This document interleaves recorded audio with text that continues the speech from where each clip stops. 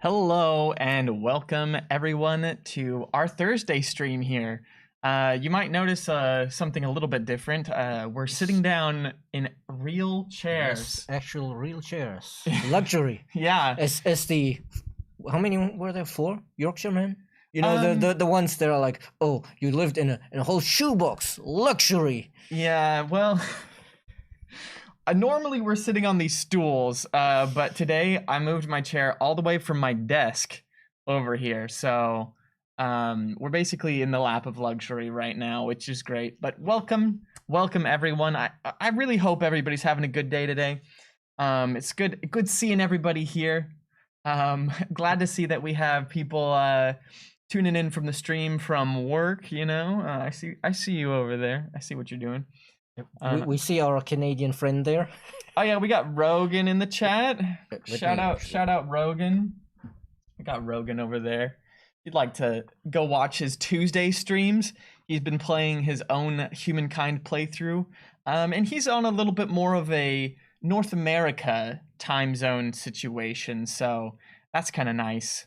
But quick little sound check. You all can hear us, you can see us. The lights in the room won't go off. So this looks pretty good still. This looks pretty chill. You know, if being unable to turn off the light is our worst technical issue, I'll be happy. Yeah, I mean, it's a good day. It's a good day when your worst problem is too much light. But yeah, I'm Jordan for anybody that doesn't know me. First time chatters, I see you in here. Ice ET4, Osvalin, and Jerekith. Welcome to the stream. Y'all can go message me on Twitter if you'd like to get to know me a little bit more. Just connect over there. And then we also have Stephanie's in the Hello. chat. I'm from Oregon. I'm an American. I'm living here in Paris, and I just started working at Amplitude Studios not too long ago. But it's been good times. I've started a new Amplitude stream that we do on Wednesdays called Wild Wednesdays. Indeed.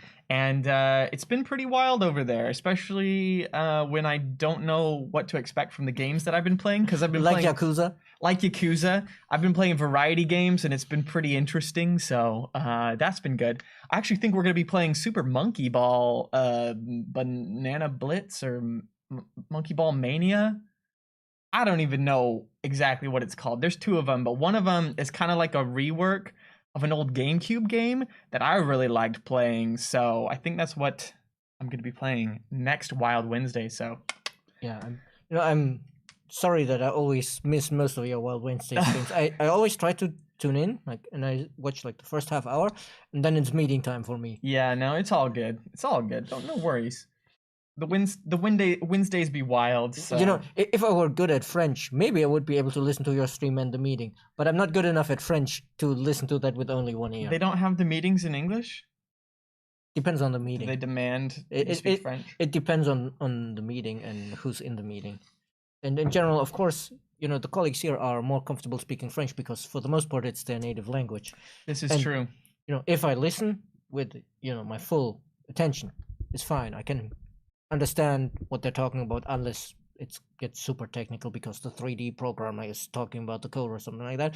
But I wouldn't understand that in English either. But if I tried to, you know, half ear it, there wouldn't be any chance because I'm not fluent enough in French to half ear my listening. Yeah, man, you really do have to focus when you're trying to listen to French. I think that only in a couple of my meetings have we actually spoken in French, but that was because the presenters were like, is it okay if I speak in French? This presentation has been prepared in French. And I'm like, the only one that they're like, is it okay for you, Jordan? And I'm like, so what you're saying is if I say no, I will inconvenience everybody in here? Like, okay, fine. Yeah, it feels a bit like that. Yeah, last one I had, you know, they started in French and then suddenly someone, I hope your French is doing well, Steph, in chat. And I was like, it's good enough that I understand what they're talking about. And if I need the technical details of anything, I'll ask. Yeah, I get that, but... Because, you know, as long as I get...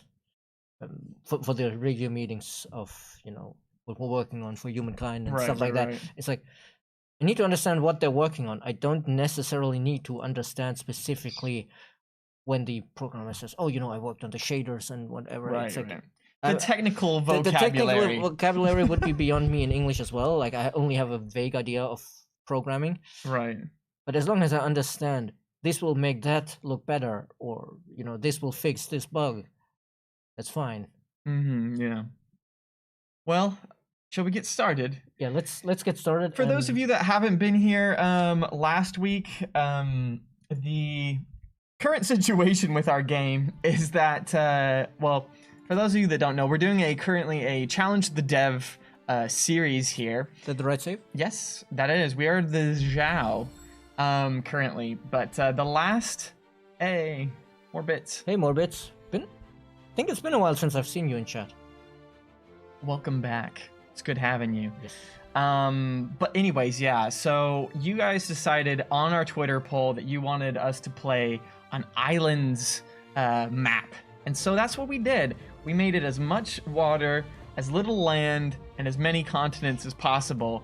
And it looks pretty funky, gotta be honest. Yeah, and I've been told that I'm jumping in at the deep end of the pool here, so I guess the water map is appropriate. Yeah, I'm metaphorically and physically handing the reins over to Stephanie here today to try and fix my mess that I made last Thursday.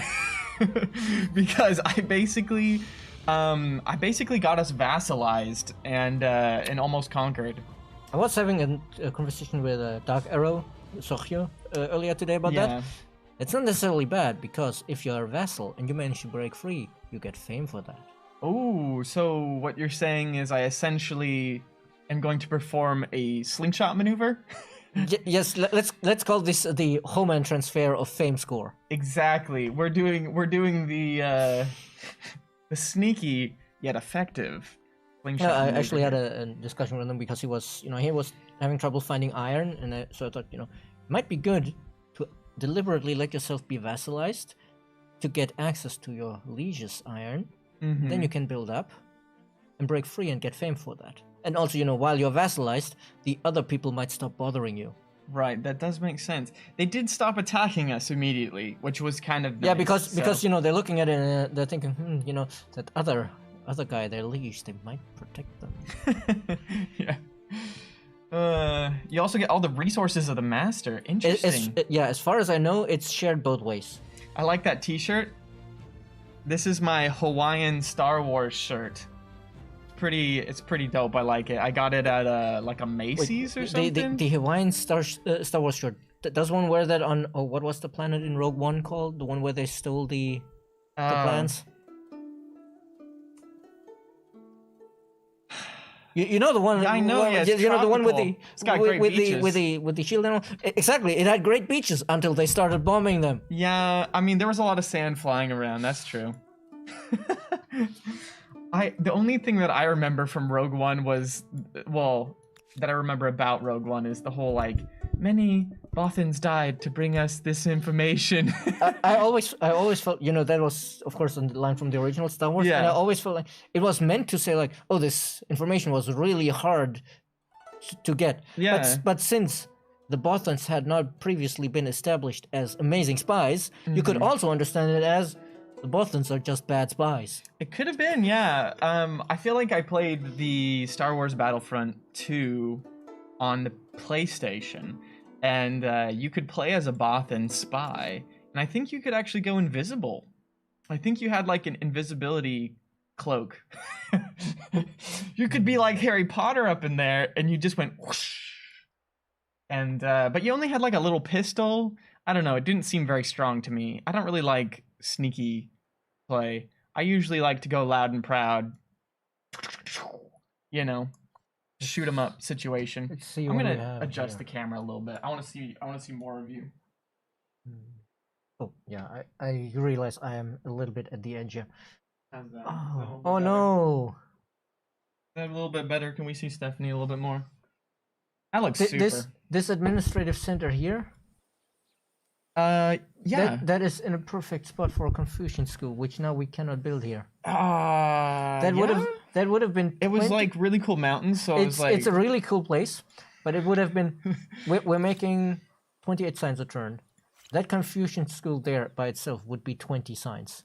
Oh my. So essentially double. Yeah. I can try something. What exactly does the flag button do? Great question, Bits. This button, if Cultural Blitz. if one of our territories had been converted by another empire, it would allow us to flip it back instantly.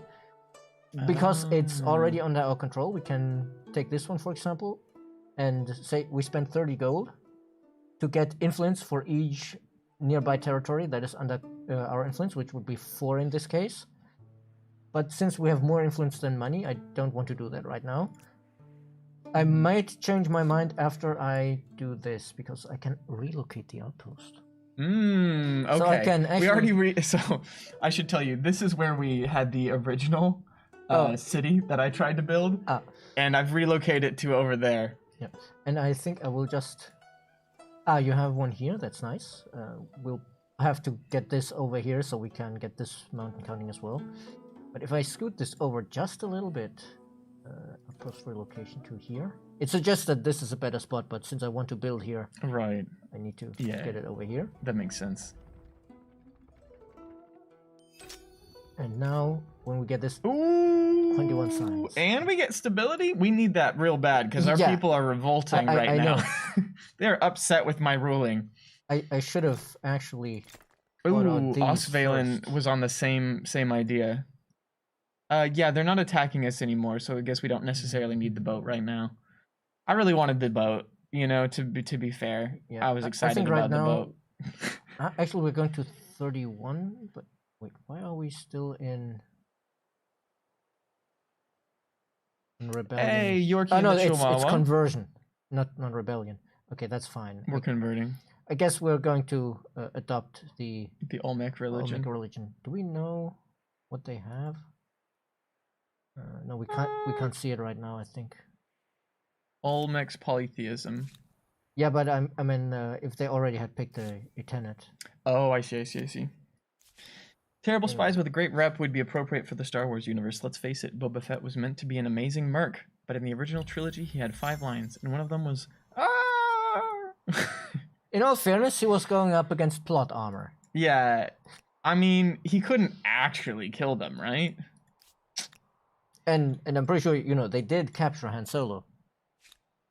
That's a good point. I think Boba Fett is one of the coolest people to meet at Disneyland. And you can meet him at Disneyland Paris. Let me see. Have you been playing into any kind of... I tried to keep it as middle as possible, because I heard somebody saying that if you're on the extremes, then like something bad happens or something. I mean, I think there's still the problem where the narrator will repeat the voice line for meeting the extremes, but the bigger thing, of course, is here the stability goes down. But actually, you know, your stability isn't as bad as you made it sound. It's going down to 35 at the moment. I mean, isn't that pretty terrible, though? It is. It's not great. It means we can't really build more districts. It could be better. It could be better. But when you said, oh, our stability, you know, it's falling apart, I was thinking that it's like 0 as the target value. Right. And, you know, we're fighting off rebels. But no, it's fine. It's going to slow down our expansion. Okay. But, you know, we're not in immediate danger of everything is going to explode on us. But isn't this island really cool looking? It is very nice. I don't know if how far it goes. I think there's water after that. Yeah, there's a cliff here. But if that had been a connection, that would have been crazy. But wait, that means this is actually... Is that Panama? No, but I mean, I think San Lorenzo is in... is that the Panama Canal? But what I'm thinking is like... all of this land is probably unclaimed. You think it's uninhabited? Should we just because they don't have a... say screw you to the San Lorenzo people and just like dip over to the new continent? I mean, there's also this area. We just, you know, that's why I'm moving these guys over here so I can scoot around the coast here and see how far we can I've been over to the edge to see, but I don't really remember. I'm kind of also hoping that maybe a green unit will be hanging out somewhere here, so we can meet somebody else who may hopefully be friendly. Yeah, maybe they'll like us. I mean, to be fair, the black team, they attacked us first. That's the canyon that you're running through that I died in. You know, the black team attacked us first. So what you're saying is the Olmec shot first instead of the Han? Exactly. Yeah, they did shoot first. We finished that fight, but then they finished us, so. 35 isn't terrible. I've pulled cities back from 0 stability, and I'm not even a good player. You can handle low stability. So, what exactly happens when you have low stability? I feel like I don't necessarily understand all of the like negatives that are associated with it. We're on the up and up, though. If you're, well, we're yeah, actually now we're going to 90. 90, heck yeah. Oh, we're benefiting from a temporary bonus for the conversion, I think. Number of attached territories, ideology, empire bonus. No. Capital district. Maybe we had a penalty while we were converting. That's possible. I don't know. And anyway, I love the complexity of this when game. we're under 30%, we can't build districts except ones that give stability, which is the big economic problem. And also, if it's under 30 for too long, some of our population here will pick up their pitchforks, head outside the city, and then try to climb back in over the walls, so to speak. They're starting a rebellion. Right. And should we move some of our sciencey people over to the industry sector? Yeah, that is a good point. I think we'll want to finish this a bit more quickly. Yeah. That'll get us trending above 90, and above 90 we get more influence, which will be good for us. And excellent. And of course, if too many of our cities are in unrest, then we get a rebellion, a revolution ticking down here, and that kind of resets the civics. Really? And and of course it. Oh, okay. It corrected itself. The caption said cervix instead of civics. Ooh. Yeah, I don't think that is necessarily something you want to reset. But to finish my actual thought about the civics. Is that it doesn't really refund everything you paid for them, so there's always a bit of a loss in influence. Right. Okay, that makes sense. Let's keep these population guys... turns into rebel troops, rebel scum. I think is what you really mean, Demony Darkmare. It's the rebel scum. Also, you can't build stuff. True, you should have expanded on gets annoyed at you. I should have expanded on gets annoyed at you. Yeah. Let's finish writing, maybe. Oh wait, we can actually see that, right? Has somebody already invented writing? I did not even know you could see this. Scripta manent verba volant. Discover writing hasn't been discovered. Yes, it has been discovered. Oh, it says by the elephants, of course. Ah, the darn elephants. Elephants never forget. So in that case, the writing is possibly a little less urgent than the masonry, because the masonry will give us more industry. Which I do like industry. Industry is, of course, always a nice bonus, and then we can finish up the writing after. But wait, here to actually cue that. And at some point, we will want to try to grab the. Oh, so that district isn't technically on the other continent, so we could actually expand over there as well, right? Yeah, we could possibly get these. We just we need to get a boat, and we can't get the transport ships yet.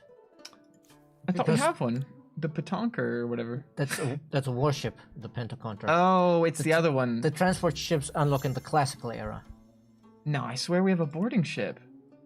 Yep, we have a boarding ship that we can use to sail around and check out everywhere, but we won't be able to settle a city with that. Okay. Oh, finish writing. This is You're nice. Just one turn away. Overproductive. Just pay them money. I sometimes joke. Inventing writing is a slippery slope, because this moment you invent writing, the next moment you've invented the written bill, and then suddenly you've invented Twitter and Facebook. And that's a slippery slope. Oh, this would be such a nice place for the school as well, but there's resources on there, so we can't build it there. What else do we get for having the writing, though? Because you're saying we're missing out on benefits. It's cheaper civics. Cheaper civics. So as long as we aren't buying civics or making one of these things, I think we're fine.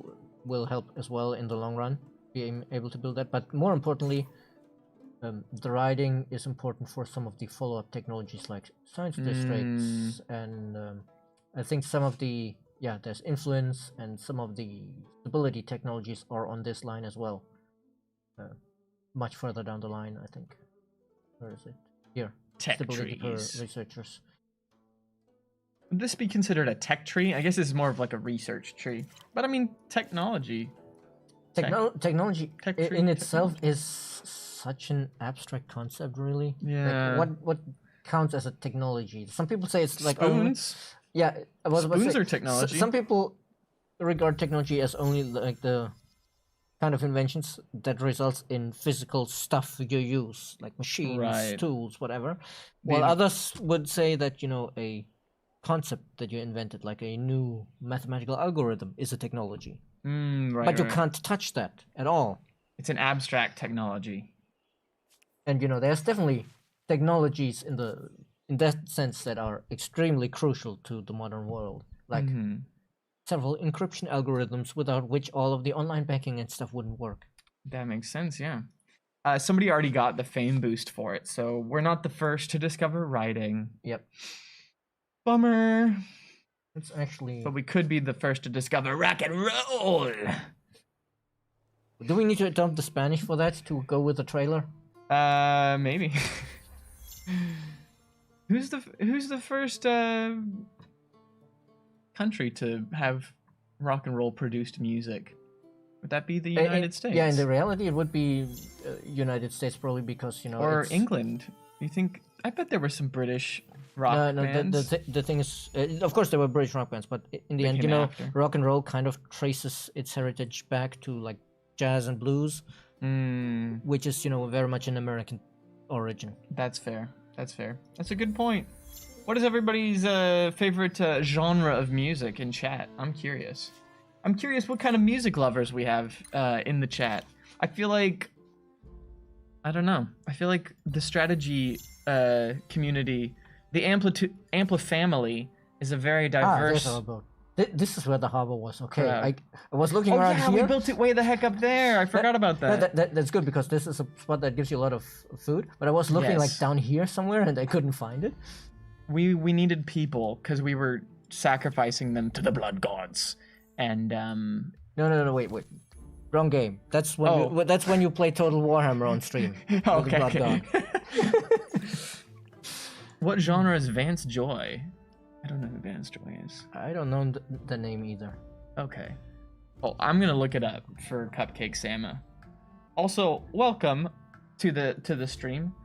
Glad to have you here, as I see it's your first time. Vance Joy. Whatever the Bloodborne soundtrack is. Ooh, classical Bach and Vivaldi. I don't actually know the Bloodborne soundtrack. As for Bach, that reminds me, you probably know Tenacious D, right? Yeah. The band. Yeah. I love that piece where Jack Black is all like doing the don't remember what the song's called by Bach, but where he uses that famous Bach tune to sing about how this is Bach and the rocks because it's a rock block by Bach. Oh, I think I know which one you're talking about, but and he's right, because the way he performs it does rock. Yeah. Have you seen School of Rock? Yes. That is a great movie. I love School of Rock.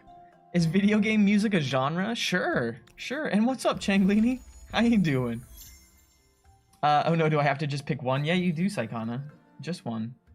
I can't really tell. No, Tigranes, it's pretty sure it's not the Toccata and Fugue in D minor. Though the Toccata and Fugue has some cool remixes, like there's one by a band I listen to called Tanzwut, which is a German band, who's a good example for the kind of music I love listening to, which I best describe probably as hybrid genres. It's like, when you take two unexpected things and put them together, and in their case, it is generally medieval instruments with synth music.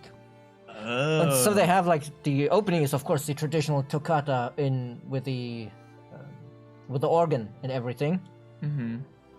And then suddenly the EDM, so to speak, kicks in. I'm not sure. I wouldn't call it EDM. It's not really dance music, but it's heavy electronic beats and everything. Mm-hmm. I feel like electronic is the overarching genre. but then you have the subgenres. I watched a crazy TikTok the other day where they basically explained like all the different electronic genres of like trance, EDM, dubstep. I don't know. There's a bunch of them, and it was hilarious because he's like, "Can't you like hear the differences? Like this one's got so much more soul. Oh, and like rhythm and bass or drum and bass or whatever it is." Anyways, it was hilarious. And you're like, no, I can't tell the difference. Well, people who don't like it can't tell the difference. Yeah, I'm sure that somebody who's into it can tell the difference. But Yeah. if you're, not super invested in it, you can't tell the difference. Like, I don't dislike electronic music, but I'm not into it enough to tell the differences. Yeah. And because I guess that's also down to the whole hybrid genre thing, because, it's less the specifics of the individual pieces that I'm super into, but it's the unique ways they combine them. And like, in that particular band Tansu, they have one that is based on Pour Elise. Oh, we call it for Elise. For Elise, yeah. And the text is actually a bit from Goethe's Faust, where the devil introduces himself. Oh, cool. But all of that in that combination of like medieval instruments and bagpipes with electronic music, and it's I love bagpipes. Another one that I came across long ago is a French band called Caravan Palace, and the genre is called electro swing, which is also really nice to have that swing, and on the other hand the electro. Yeah. I like Caravan Palace. To answer your question, Cupcake Sama, Vance Joy apparently is indie or alternative, which I feel like indie and alternative are some of the most vague genres. I was about to say, so that doesn't tell me anything about what the music sounds like. They could do anything and consider themselves indie as long as they're small enough, I think. Like, I don't really know if there's a super defined indie genre, but there you go. That's what it is. Oh, no. I like rock, but honestly, I listen to everything from Mozart to Metallica, with the possible exception of acid house. There aren't many genres I dislike. I don't like too much rap, actually. Yeah. There's some good rap. And in fact, I was listening to Love the Way You Lie yesterday, because it came up. I was having dinner with a couple of friends. My wife and I were over having a nice salmon dinner, and they had kind of like acoustic versions of a bunch of popular songs on, and I suddenly realized I was like, I'm listening to I Love the Way You Lie, which is the like Eminem and Rihanna, I believe it was Rihanna. Might have been Rihanna, I don't know. Eminem and somebody else. and I remember being like a youth, even more youthful than I am now, and like memorizing every single word in those raps in that song. And I was just like, okay, there is some rap that I like. Or like Screamo. I don't like all Screamo, but the band Breaking Benjamin or like Avenged Sevenfold or something like that, like those are like okay. They have some good stuff. I don't know.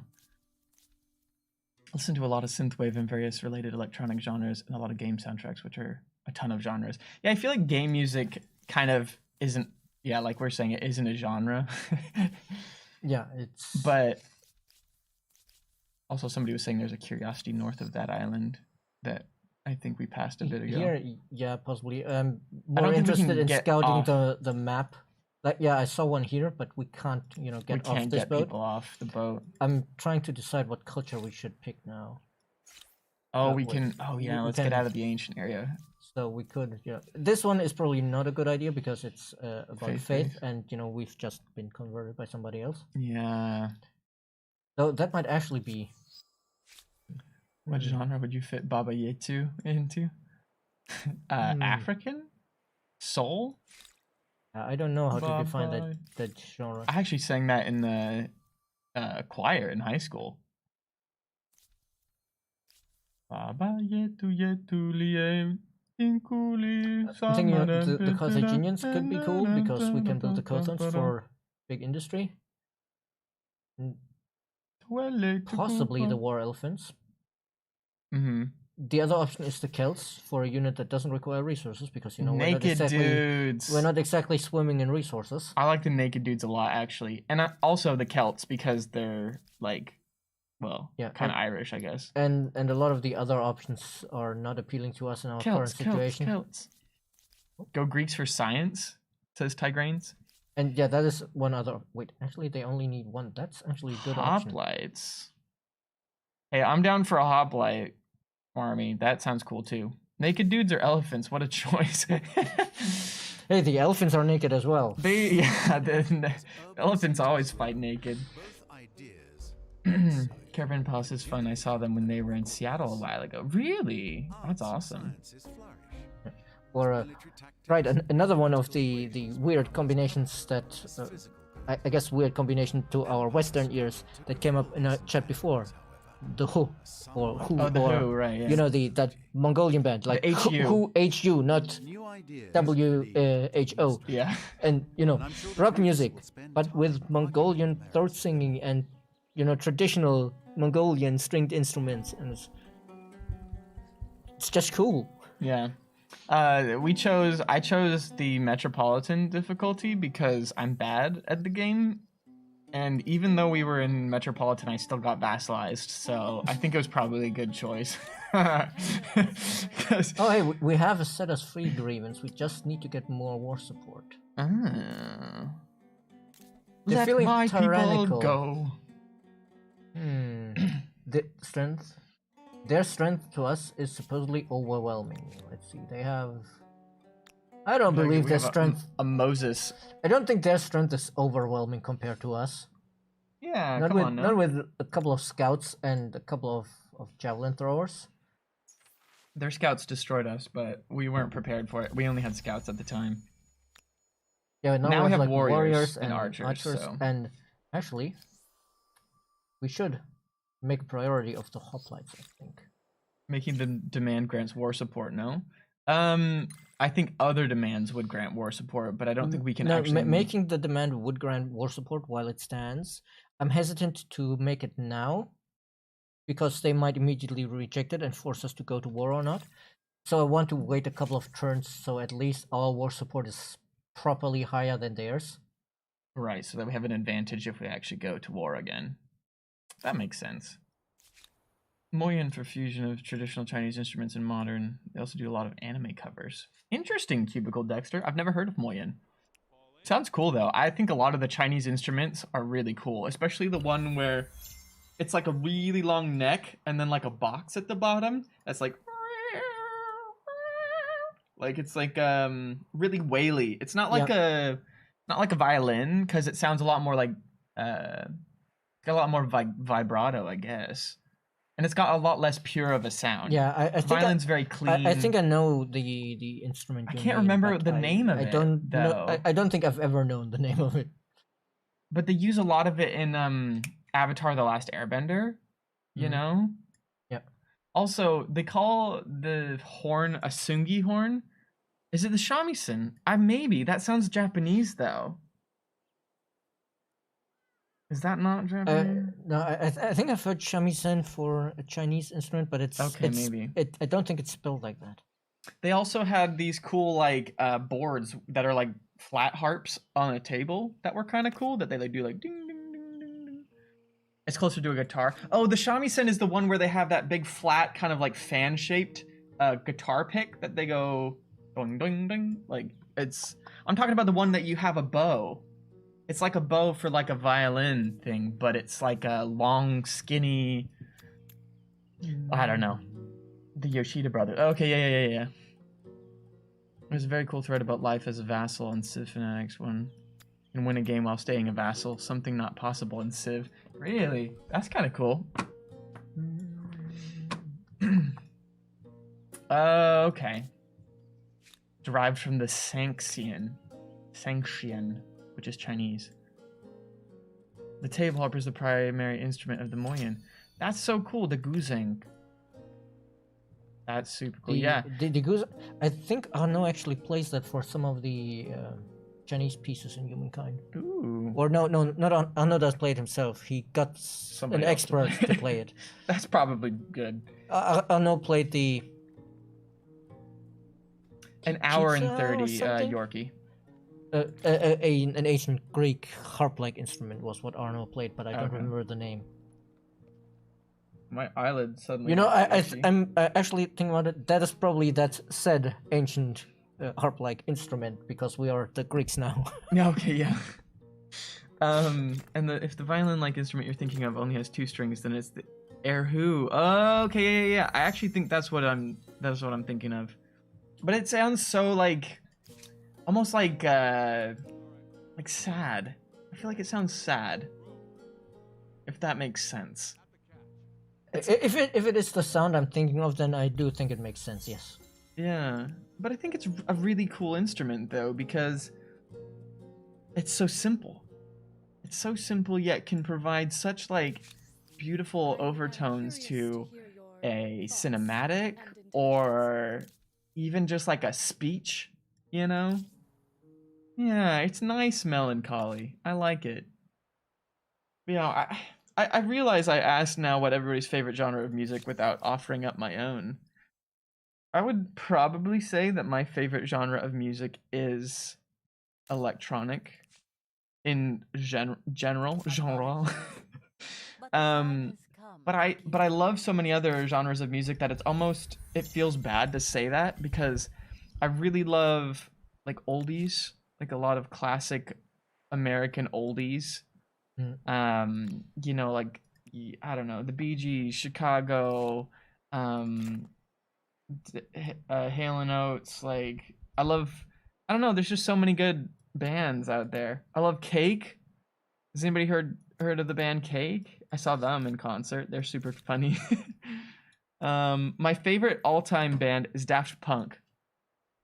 Number 1. But I like other genres of music too, like alternative, like the Gorillaz or Red Hot Chili Peppers. This is why I wanted to pick more than one. I know. It's hard. Yeah, it's for me. With music, I at least can describe that, I like this hybrid style. But whenever people are like, what's your favorite book? How dare you, Yorkie? How dare you?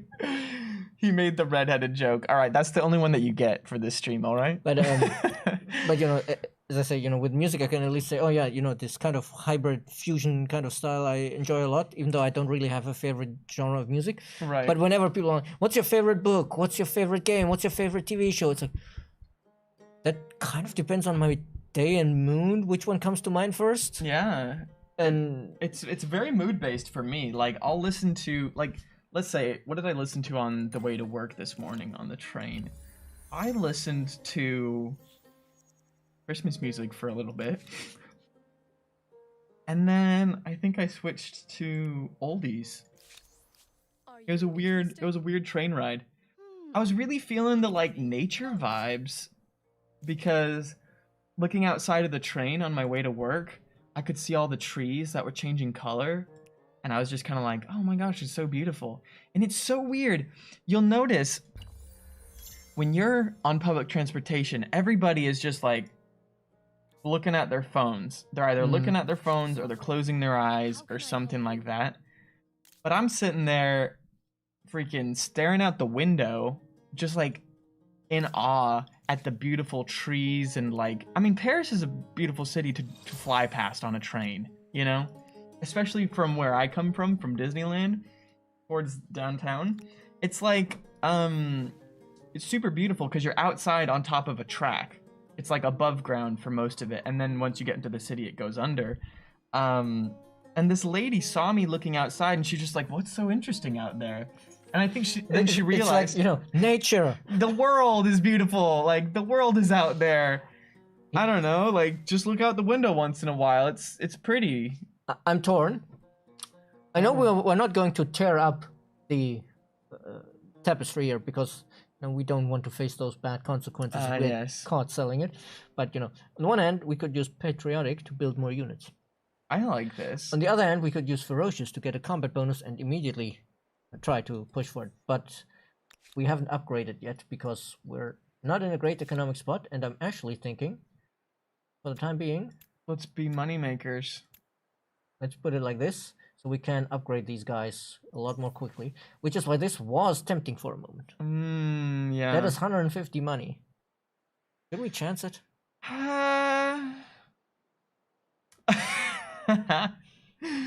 We bleed gold. I think the ferocious is what we should do. We need to take control of this island but so that we can make Mega City. the problem is I don't think we'll be able to attack within 7 turns without 10 turns? to the within 10 turns, because we only make about 30 a turn. And it costs fair. 90 for each to upgrade. Yeah. But do we really want to risk it for the biscuit? Is the biscuit worth it? Since I think I have other stuff to do in the meantime, let chat decide. Yeah, chat, tell us what you think we should do. You wish we had better trains in the US. I agree, Twig on a Leaf. Because, like, the trains in the US are usually slow and expensive. And those are 2 really bad adjectives to have. Especially on a train. Yeah.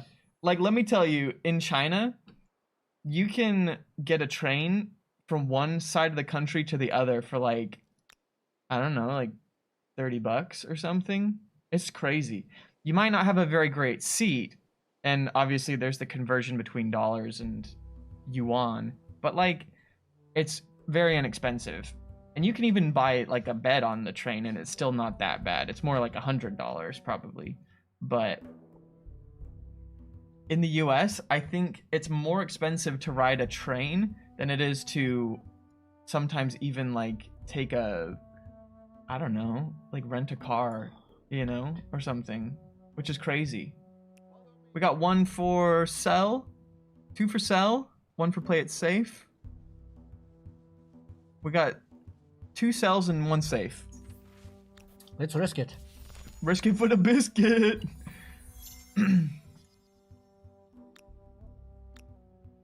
Need to remember to throw random electronic music at you. Please do, Psychona, please do. I appreciate it. In the early areas, don't you usually use influence to hook up luxuries and outposts before attaching them and then spending production time on them?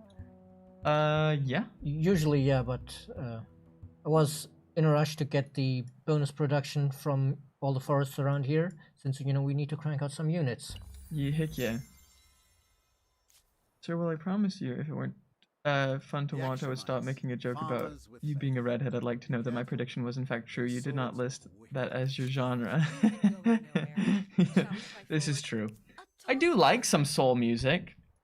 I feel like I don't really listen to it intentionally, but when I hear it, I like it, you know? I don't know. Maybe I should make a soul playlist, but I'll name it like Seoul as in the capital of South Korea. All of my playlists on Spotify... Somehow I saw that joke coming. All my playlists on Spotify have punny names. Or just like, you know, really like stylized names.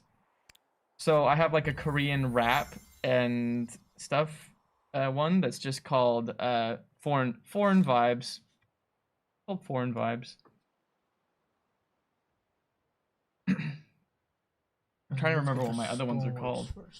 US is a car country. Yeah, it's a bummer. There's way too many cars as well. Traffic is getting really bad.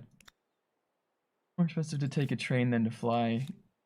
Yeah, exactly. And slower than driving, including stopping to sleep. It's crazy. It's crazy. I can fly a plane for $400 round trip anywhere in the country if I plan ahead versus $300 for a similar distance train trip that takes ages longer. Yeah, it's really dumb. Obviously, the trains aren't super advanced, so it's like they're not actually fast trains like we have here in Europe. The trains that you can get in Europe are very quick. I mean, part of the problem is also, you know, if you want to have this kind of high-speed rail, you need to already plan the tracks for that. Yeah. Like they need to be, you know, pretty straight and plain, instead of. I suspect the U.S. has a lot of winding railway structure because they were mostly probably built before the advent of high-speed rail.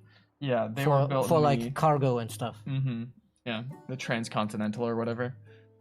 The trains I caught to get to Seattle were not too expensive. The problem was they were basically only 2 lines, so very limited where you could go by train. And that's another issue. Yeah, you can't just hop on a train and go wherever. Were you taking the Amtrak, Psychona? And hello, Track. Hello from France. Bonsoir. Oh, the captions thought I said bullswear.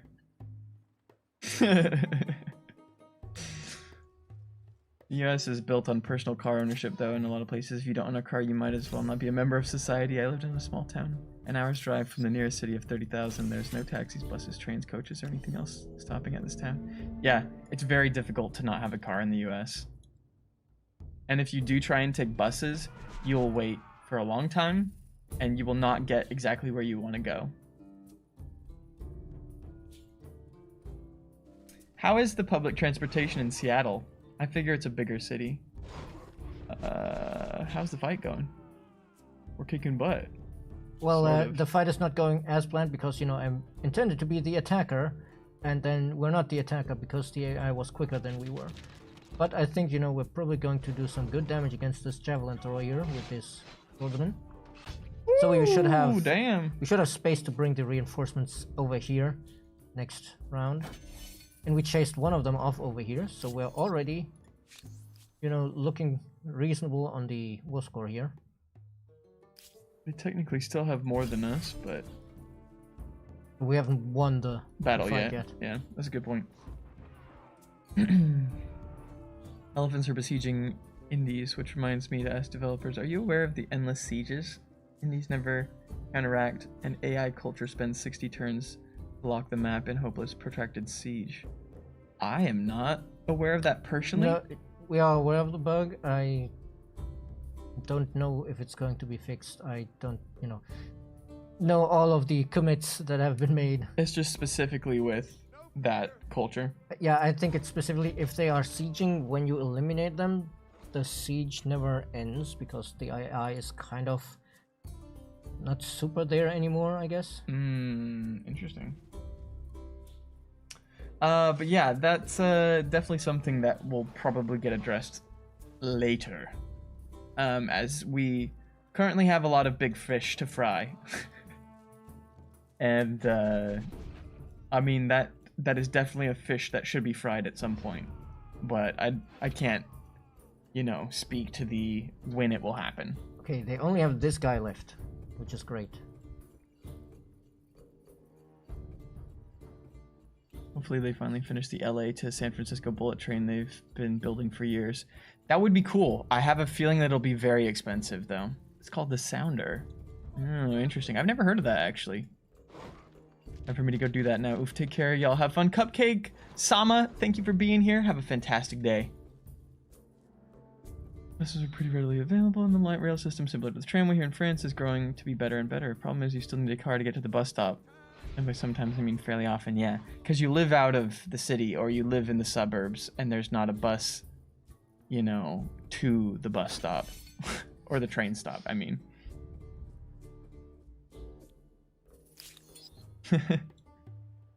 Germany has the Autobahn. Is it true that you can go as fast as you want?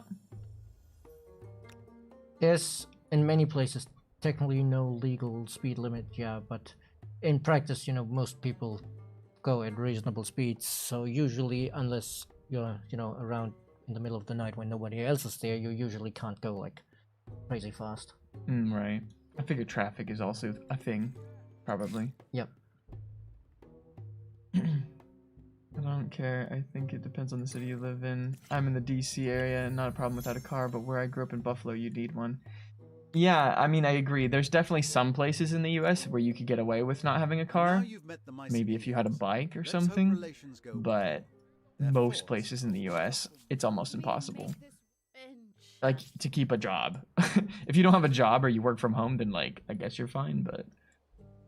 To be fair, I don't really go out much, haha, but I have a bus that takes me straight to work. With that said, the buses are pretty slow, late, and when I get off, which is at 2 a.m., the buses are pretty sparse. Yeah, there's some night buses, usually. Let's see if I can get these guys in to support a bit.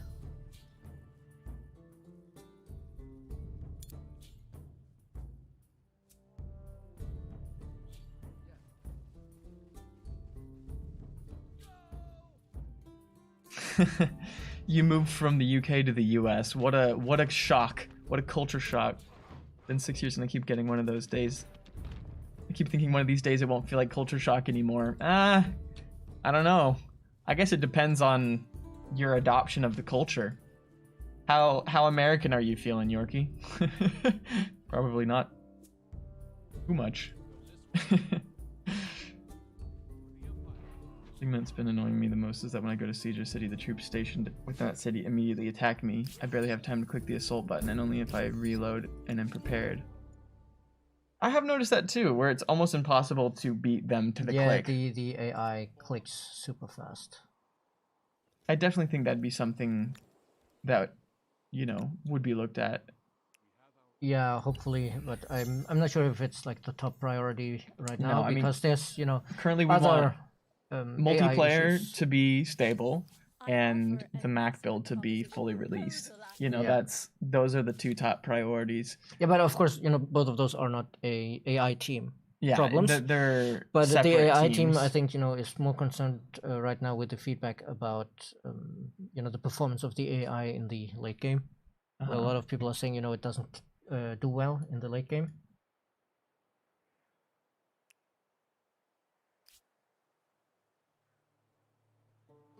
Oh my gosh, I finally managed to catch a stream. I'll be lurking and I'm still working, but yas for unlocks. Heck yeah, Neokuro. Enjoy your lurk. I moved from the USA to the USA from the UK twice. It was okay moving to Uxkeepy. I've never even heard of that. Out of 70,000, moving to New Mexico has been interesting. Well, and the other thing is that the west side of the US is very different. I'm from Oregon, so I've been to Arizona, but like, oh sorry, New Mexico. I've been to New Mexico, but like, I mean, even just the type of food that you can get out west is different. The type of culture, like the type of infrastructure, I mean, it's all very different. The USA as a whole is a very big area. Yeah. So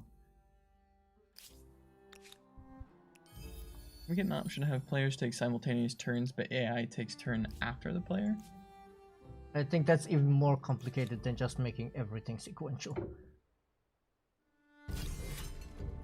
I can't speak to the simplicity of making that happen, but I don't think I've heard about any work on that. But honestly, if anybody has those type of like ideas or whatever, put them on the games together for them. Make a new post where you're suggesting what you think should happen, and then, you know, people will have a conversation about it. And if there's enough support behind it, the things that have the most support on games together are usually going to be the things that get added to the game. So, right, it would resolve the issue with the AI super clicking. Interesting. Just a quick question: to the world map that will be included in the next patch? The world map will be included in the next patch? No, there will not be an official world map in the next patch. Oh, I see. I was still trying to figure out what they meant. I'm attacking them, you know? Yeah, I agree, Cubicle Dexter. Also, can we increase the thermonuke range? Or maybe make them movable between silos and deployable on the nuclear submarines. You know, I was just in 2D Kiri's stream like a couple hours ago at this point, and the nuclear submarine has flavor text that says that they have nuclear weapons. I know, just like the COG has flavor text that says it's used to transport troops when it's not a transport ship in game. The flavor text people got a little ambitious. Yeah. I don't actually know who wrote the flavor text. I would love to be that guy who just writes flavor text for like Pokemon cards. That would be super cool. Yo, the captions know how to say Pokemon. They also picked up Eminem earlier when I was expecting it to, you know, struggle with that, because that's not exactly a standard English word. These captions are next level. But yeah, I mean, I feel like changing the text on like a unit has got to be pretty easy to do, right? Yeah, the problem is, it's of course kind of easy, but it isn't a quick process, because when you change the text, it needs to get localized, which takes some time. Localization. That's a good point. That's a very good point. If it was only in one language, then that might be super easy, but... Yeah, it's more like 6 languages. And hopefully more to come. Da, da, da, da. No doubt We're gonna this release the independent maps people from the possess beta at some point. sophisticated customs, rights, language, and I'll be honest, I didn't work for... The maps from the open devs are not compatible with this version. Yeah, So we can't just stick them in here and they work. that's a good point. But people do have the ability to make their own maps, so it's possible that somebody will recreate it at some I point. think somebody already tried to recreate the map from Victor OpenDev. Welcome to the stream, Galdo Brackams. Good to have you. What's my favorite version? I like Gold and Soul Silver. My first Pokemon game was Pokemon Gold, actually. And I would have to say that it's probably my favorite. I did really like Yellow version, just because of the nostalgia, you know? But, I don't know, Emerald was really cool, too. I liked Emerald. I'll be honest, I haven't played the new ones. I played a little bit of Shield. Sword and Shield, but, Oh. Here they go again. let's go. They can't stand our troops. And we got redeployments that we can do. Yep, we got reinforcements down here. So Also gotta love this should be easy. the just discovered steam engine going to the nuclear fusion skip. Yeah, I heard, I don't know if this was you on social media or something like that, but somebody suggested that we have a intermediary unit between those two. Between the steam engine and the nuclear ship. Yeah, maybe. It's hard, like, you know, you have to have, it's almost, it's not just as simple as being like, oh, we'll just add another unit, like, you know, because everything kind of has to be balanced, and that takes a lot of time. And, when you're, and also, you know, we need 3D models, which also takes time. yeah, and when you're adding new things, it introduces new bugs, and when you're trying to fix the bugs that you already have, like, then it's just like you're fighting a losing battle at that point. Luckily, this one is not a losing battle. Ayo, heck yeah. I'm so happy that you're able to, you know, fix my mistakes today. Oh, I thought they were gonna destroy us. I was so worried that I was gonna actually like lose the game, like legitimately that they were just gonna come and take over. But I was gonna say, oh yeah, it's like when I was a kid. So when I was a kid, my dad would say, oh kids, like we gotta go into the backyard and do some chores. So we'd go into the backyard, we'd do chores. And some of the chores, we had like a bunch of bushes and trees and things like that in the backyard that had to be trimmed because in Oregon, everything grows like crazy. And so he would take the job of cutting things with the trimmer or with loppers or something like that.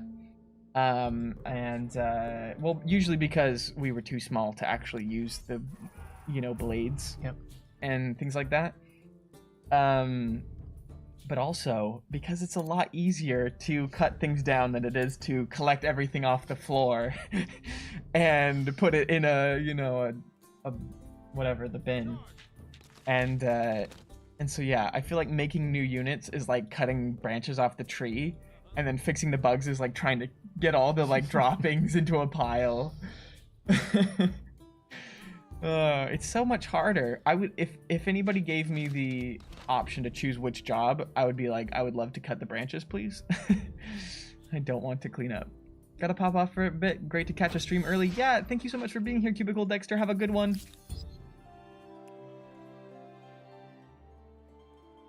Are you taking the Pokemon challenge? The one where you have to capture the first Pokemon you encounter in the region. Ah, you're talking about a Nuzlocke. I've never actually done a Nuzlocke. But I did play through Emerald for a bit on my Twitch channel before I started working at Amplitude, of course. And I'm not known for playing Pokemon games, usually FPS games. And so I think my community was a little bit like, why are we playing Pokemon? And I was like, because I like it, dang it. But people are, I feel like a lot of people are, you know, very like focused on one type of game or one genre. And so it's pretty hard to break free of that, like, I usually play this type of game and just do what you want whenever you want. So, you know. I didn't mention adding a new either new text or just slot that branch into the existing tree. Oh, sorry, I think I misunderstood you, Neokuro. Yeah, I thought we thought you were talking about, you know, how you go from steam frigate immediately to like battleships or something like that. A permanent settlement on another continent. Mentioned on stream, Quite the not globe SM, I don't spanning think, but I do think the imperialist research you've become. institute should be the start of a new branch, even if the tech tree, 3 techs are distributed across the tech tree, not necessarily connected. But I don't think you should be able to hit early modern, choose France, then immediately start work on nuclear techs. Interesting opinion. I like it. Thank you for sharing, Neokuro. Metro, I was assuming they were on Civ or difficulty. Yeah, I chose Metropolitan because I'm bad at the game. I'm not terrible, but I'm pretty bad. How do you do? Nuzlocke is basically the only way I play Pokemon these days. It's so much more interesting, in my opinion. I mean, once you've played a Pokemon game, I feel like you've played all the Pokemon games in general. Except for the story. Like, you don't know the story before you play it, but you basically know I'm going to catch Pokemon, level them up, and beat up the other Pokemon. We were so close. Did somebody say Pokemon? To flipping it around and making them our vassals. But we had 7 war score too little. Oh, we had one no. a little quicker. Which, funnily enough, this one is actually the worst outcome for them. Yeah, I mean... Because now their city is ours and they're just gone. Do they have any, like... They might have some rebels running units or around something? somewhere. People are focused on one game or genre. Is that what I'm doing wrong? Yeah. Trying to grow as a variety streamer is one of the hardest things to do on Twitch. Especially because small streamers on Twitch already don't have great discoverability because the platform itself is absolutely butts for being discovered. And so if you're playing a different game every day, then nobody knows how to find you. They never know what you're going to be playing. And so, you know, it's just really tough. Hey, what's up, Oscar Marquez? Bienvenidos. Hey, look.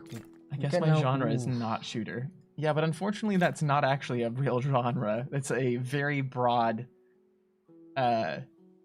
affinity, I guess.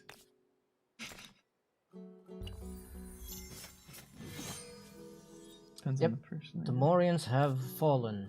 Some people prefer to do variety. Yeah, some people get really bored if they play the same thing all the time. But the problem is unless you're a very successful streamer already, you're gonna have a hard time doing variety because, you know, it has to be variety within a subgenre. I feel like if you're gonna do that, so like you play roguelites or you play FPS or you play strategy, but that's pretty much it. If you're playing strategy one day, Apex Legends the next day, Roblox the next day, like you're gonna have a tough time. To affinity and beyond. Nice play on words there, Oreos. And now we have encountered the Maya. Those What are the benefits of having a vassal versus taking them out? Enchanted. That's a great question.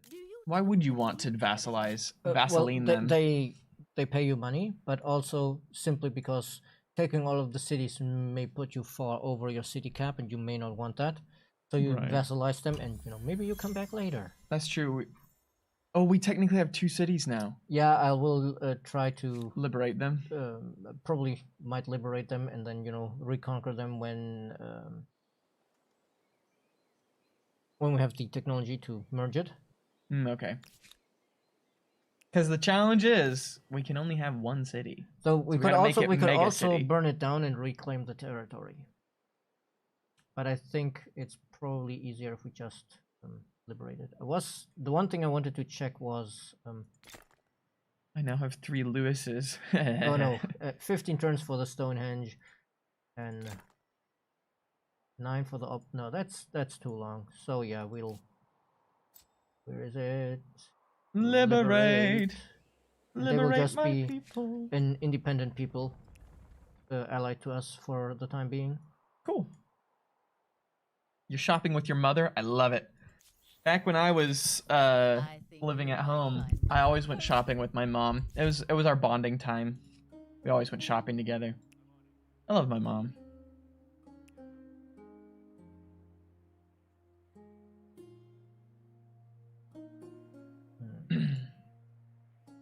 You've never had the reaction speed for shooters?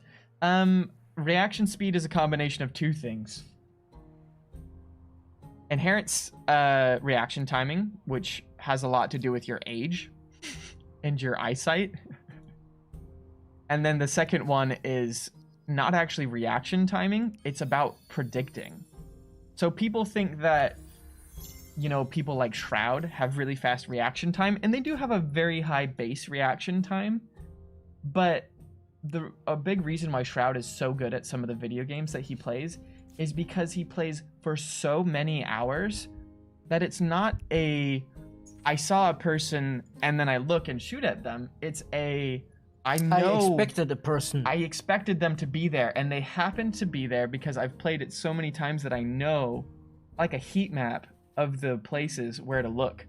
And so if you don't have to look at the entire screen and you can just check the places where you think people are going to be really quick, then it's much faster, even though your reaction time isn't actually faster. Which is really interesting. He explained this actually in a video that I watched of his, where he was explaining, like, it's not that I'm like some superhuman, it's you know, practice.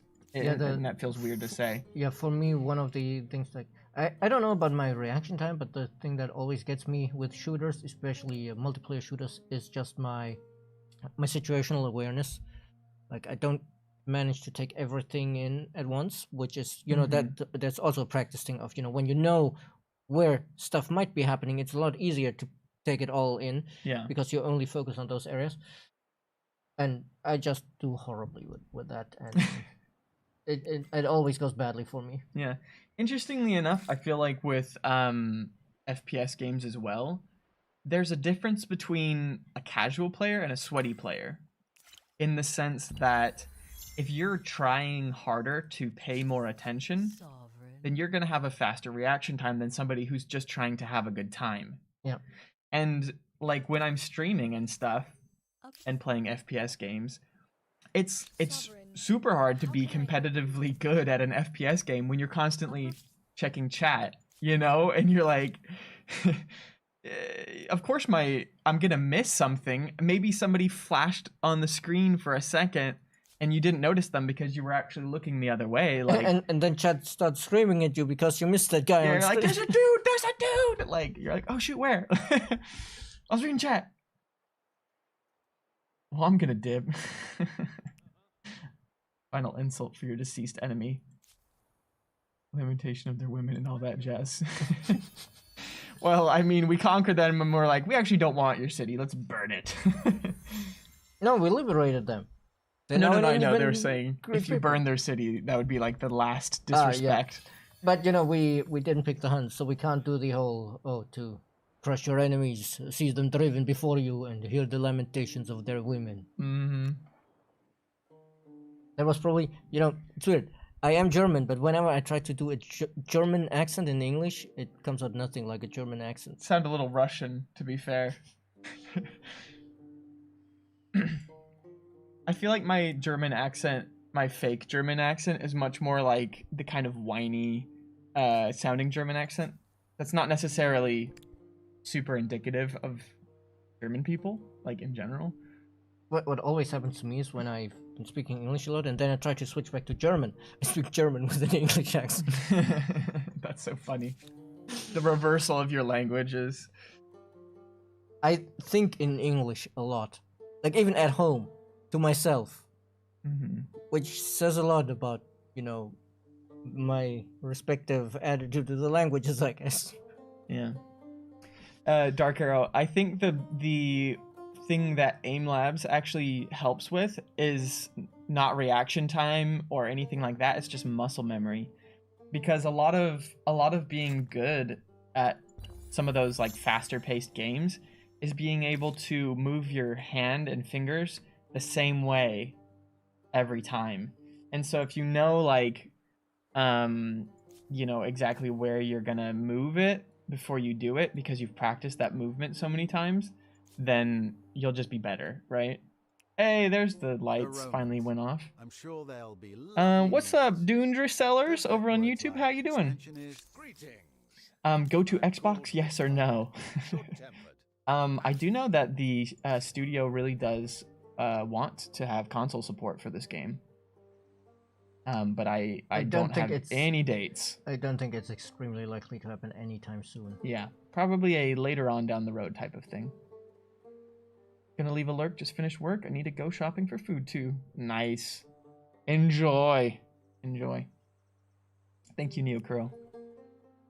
Let me catch up with chat here real quick. Predictability sure does look superhuman though. Yeah. If you can just be like, I hear footsteps, I know which window they're gonna be in. You know, you don't need to see them. You just shoot where they're supposed to be. There's times when I panic when I play Overwatch. Yeah. Seriously though. There's only a few games where I actually feel panic.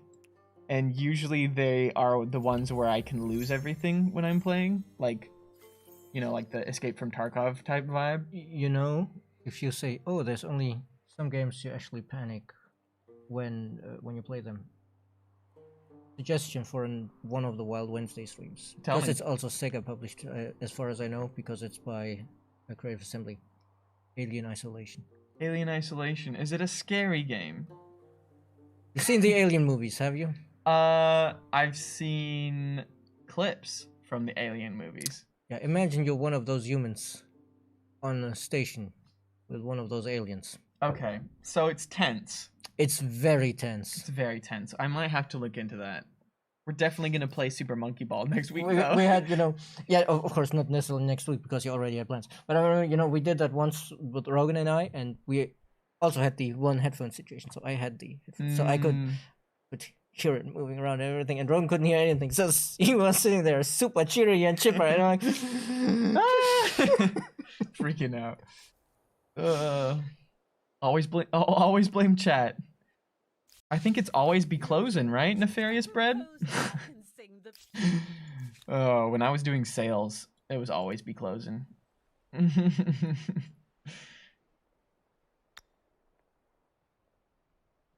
13-year-old me used to be so proud when I was kicked for aimbot playing as a TF2 sniper when I didn't have it.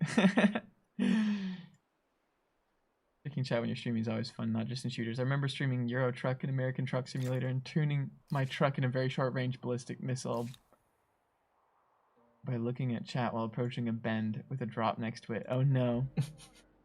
Are the driving simulators actually fun? I've seen people streaming these with large audiences. I just can't imagine how it'd be fun to drive I think realistically. I think one I've seen somebody on my Twitter timeline stream it, like never managed to tune into the streams because they're like at 11 p.m. or something. Right. But it was, what's it called? SnowRunner, which is, you know, all about driving big heavy vehicles in like, you know, bad conditions. So there's a lot of shenanigans of flipping your truck over and stuff like that, which of course is super amusing for chat. Yeah. I guess it's tense in a way. I can relate to that. Spanish is my first language, but I definitely think in English a lot more. Interesting. Yeah, it's just because, you know, for work I use it so much, and then I use it when talking about games, when I go like on Twitter or Reddit, and so I use English so much more especially since I moved to France. Yeah. Then I use German. That a lot of time I just end up thinking in English. I mean, it makes sense. I write in English, had to swap to writing some stuff on the side in Polish to have native thoughts. Yeah, I remember forgetting how to say things in English when I lived in Spain.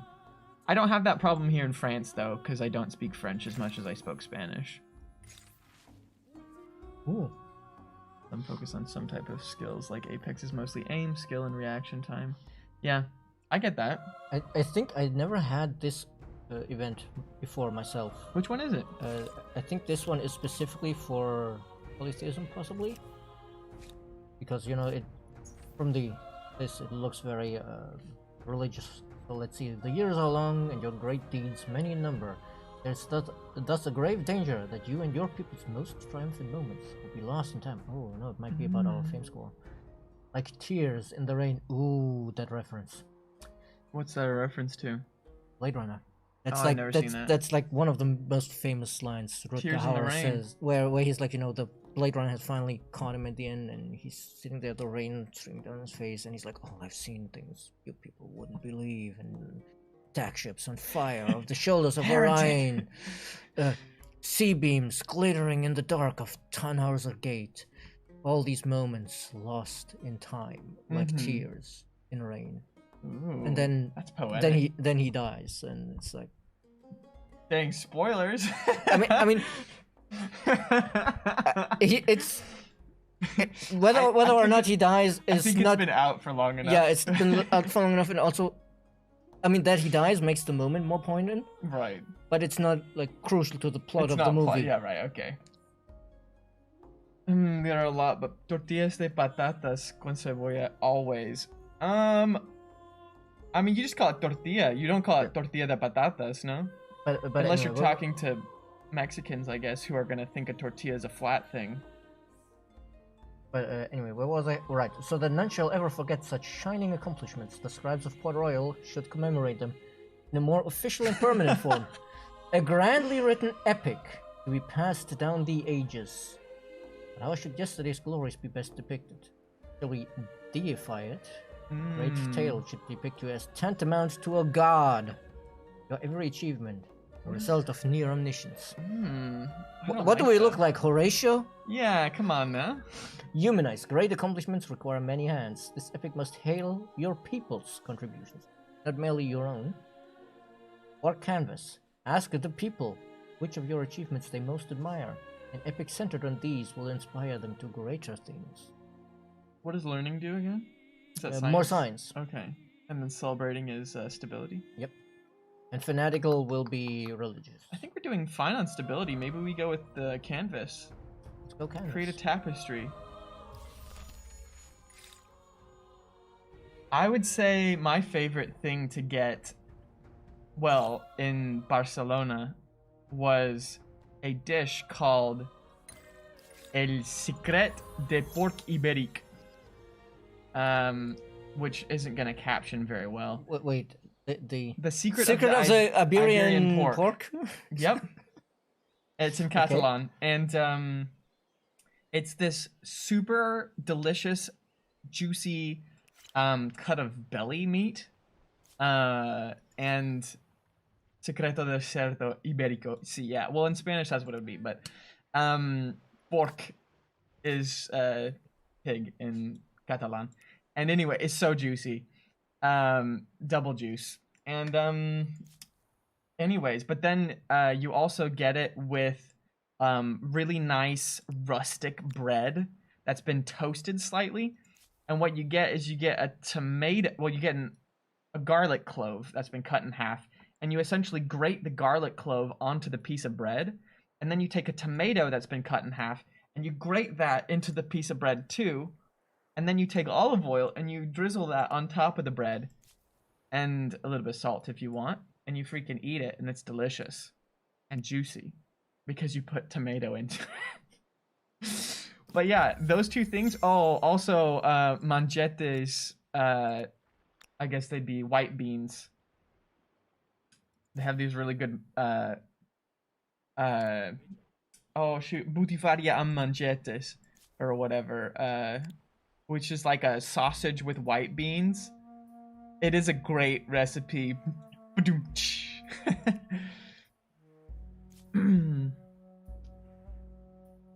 But yeah, I would say that's one of my favorite things I've eaten.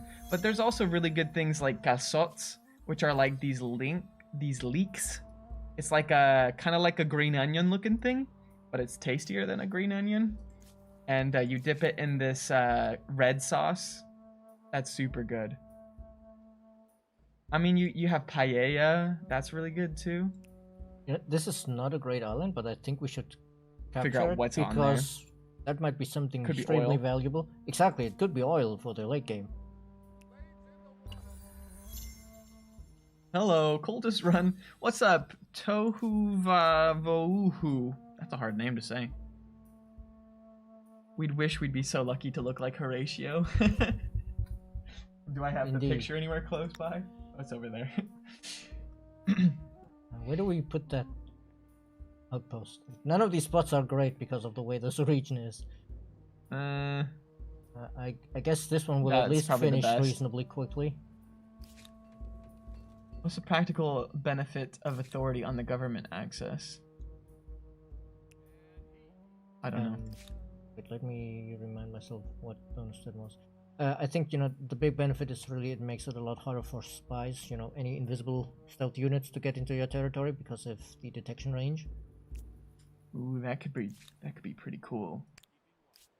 And also, of course, you know, you need a lot less units around to make sure you see everything that's going on near your borders. Yeah.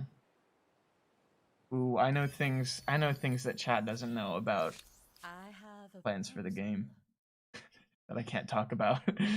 Ah, finally, we're able to trade luxuries. Let's see if they actually have any. I mean, they have a lot of deposits, but none of them exploited. Maybe we should pick a merchant in the next era. Maybe. We need to buy some things. Can I have my life back? there's something. 600 plus hours. You're joking. That's crazy. 600 plus hours Bandor programmer. after what? 2 I months? guess I was about to say. I guess it has been 2 months. But that's still That's quite still a a lot lot. for 2 months. But no, you don't get to have your life back. It's non-refundable, like all things in life.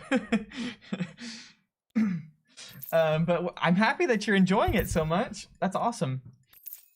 Now we can see. Now it finally updated that they're actually exploited. They don't put the fun in refunds. What? Just got the modding tools. Time to see what I can change. Heck yeah. I think there's going to be so many cool mods. I'm excited to see what the community comes up with. Wait, who got the modding tools? Bandor programmer. Yeah, You're talking about mod.io? because, you know, Even if we it's haven't not publicly yours, released the modding Any tools yet. human-built wonder is an impressive I feat thought they of had the design like and map construction. making and stuff. How'd the people Yeah, make the first person mod? the map making is available. The modding tools are not available. So the first person mod was made with some external tool that allows you to, like, you know, load additional files somehow. But I don't exactly know how it works because I didn't look into how to install it.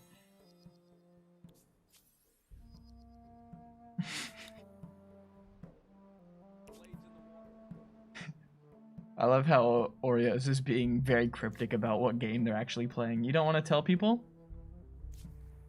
Hey there, will the achievements be fixed in the October update so I can earn the Era Stars over multiple sessions? Well, I don't know exactly which achievements will be fixed, but I know there's several that will be fixed. I don't know if it's all of them, because as I say, don't know the whole list by heart. Changlini, I think the modding tools are going to be centered on mod.io, as opposed to trying to split it between mod.io and Steam Workshop. So I would say probably not on Steam Workshop, but you can correct me if I'm wrong. No, I'm pretty sure we're focusing on mod.io. Is there? I mean, I think most people that are asking questions, because I've received questions like this before on social media. There must be an awful And lot in that I think wide most world people of that are each asking never about even it thought are of. just familiar with Steam, right? Yeah, It's not necessarily better. Exactly. I or think easier it's to just that use. mod.io hasn't been used for as long as the Steam Workshop. Right. I believe they were related to ModDB before, when you had to manually install mods Right. in the good or bad old days. Like with Minecraft. Yeah, or the Oblivion, Skyrim, etc. Yeah. When you had to install mods manually, and like when I got my new PC, I still kept my old PC set up for like a month because I had been playing Fallout New Vegas for the first time fully. Like before, Mhm. I had always started, and then like halfway to New Vegas, something came up, and I never finished the play.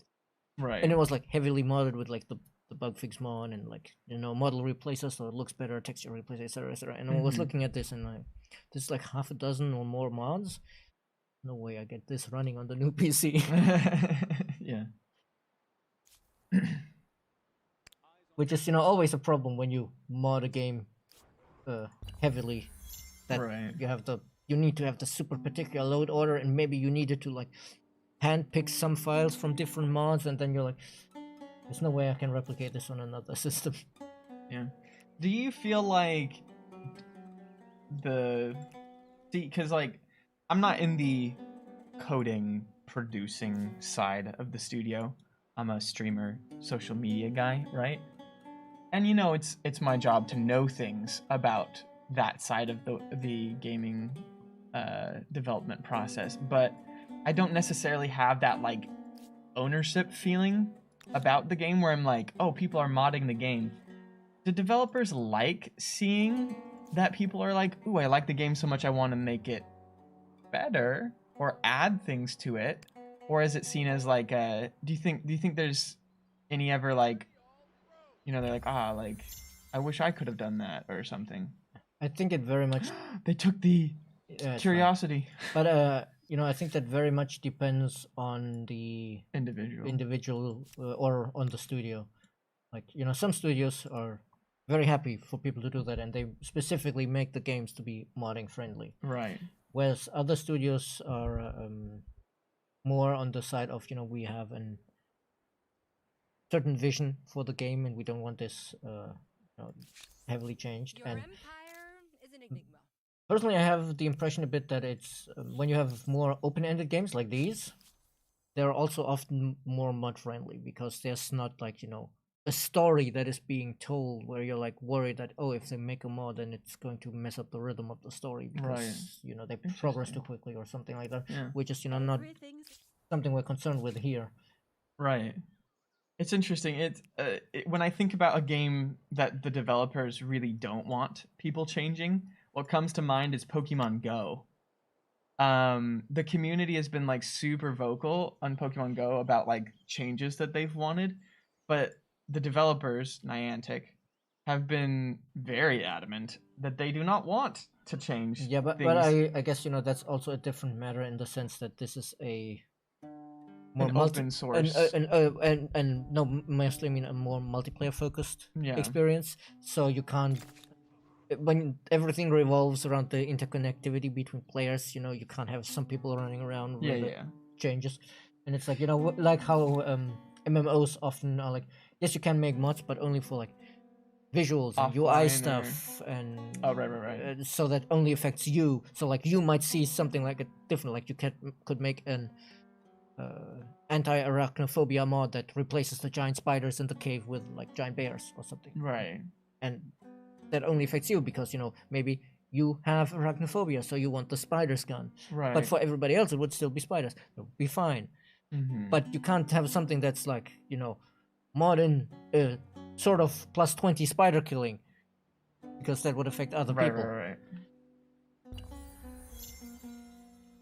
Will there be another Amplitude conference event soon?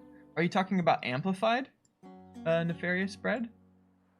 Because Amplified is planned for January 20th? 11th? I don't remember the exact day, but it's definitely in January because that's when the anniversary is. The Ampliversary? Yeah, the Ampliversary, indeed. I'm not sure either. Had COVID, lost the last few weeks, so just getting back into it. FNX with the modding tool. Downloaded it just before going down sick. I'm a C++ C# programmer. Spent the last decade caring for family. Wanted to find something fun to get back into programming. Yeah, Bepinex is that program they use for the first-person mod and stuff, I think. I see. If someone mods your game, it's a compliment. Okay. Yeah, I like that perspective.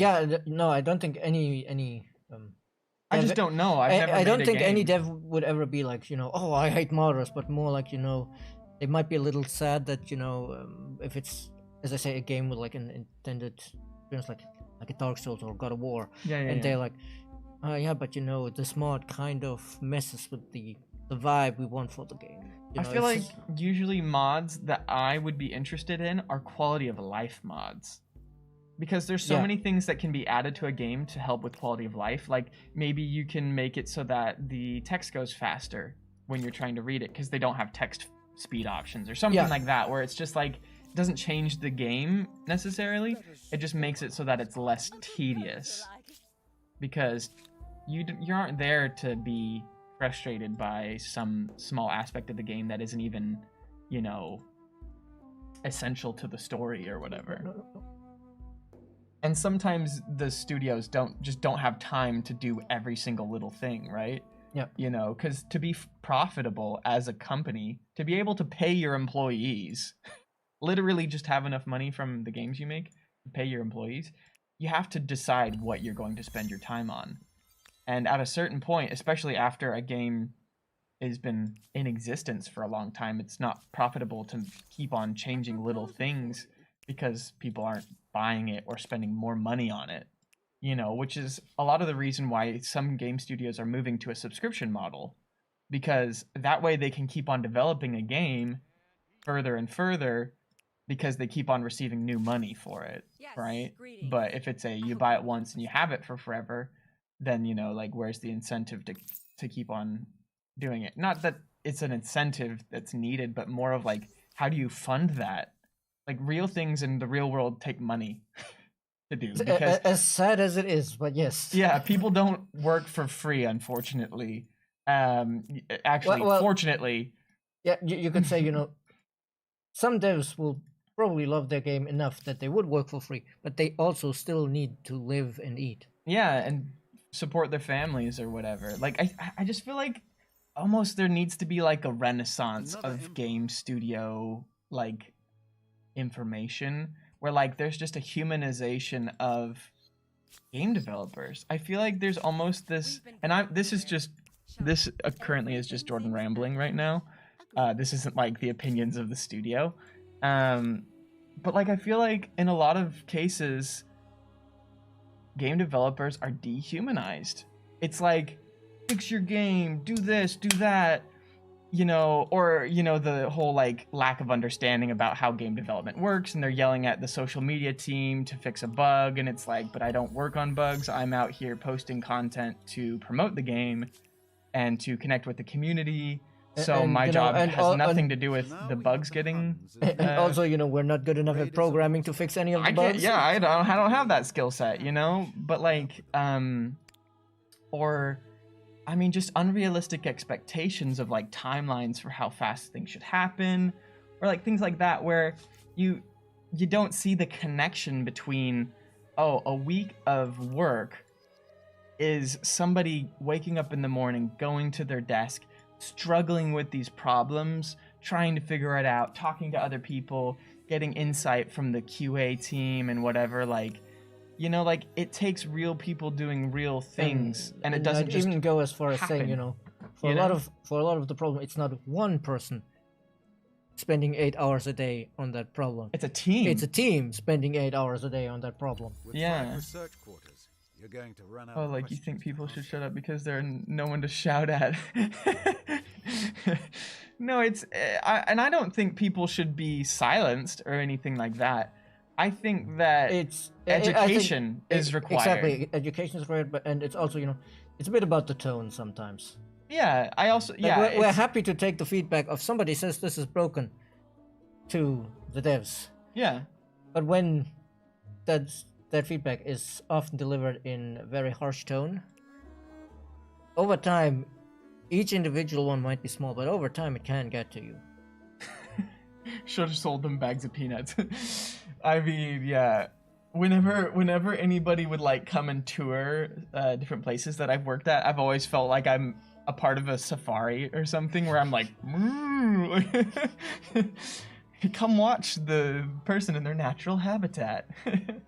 Yeah, the dev petting zoo. But you know what I mean? Because I think part of it is education, but then also part of it is just the humanization of like, there's a dehumanization on the internet where you feel like you can talk to people in a disrespectful way because they don't know your real name. They can't look into your eyes when you're telling them this thing. You know, it's the anonymity of the internet. I think maybe the captions put it better. They said the end of liberty. No, anonymity. No, apparently the captions don't want to believe that. But, you know, like, you can say whatever and nobody knows who you are, you Rapid know? and dangerous. And so I Type. think that it's Get this, ready to hear the sound of chariots when you I don't least know, expect but it. I think it takes everybody, you know?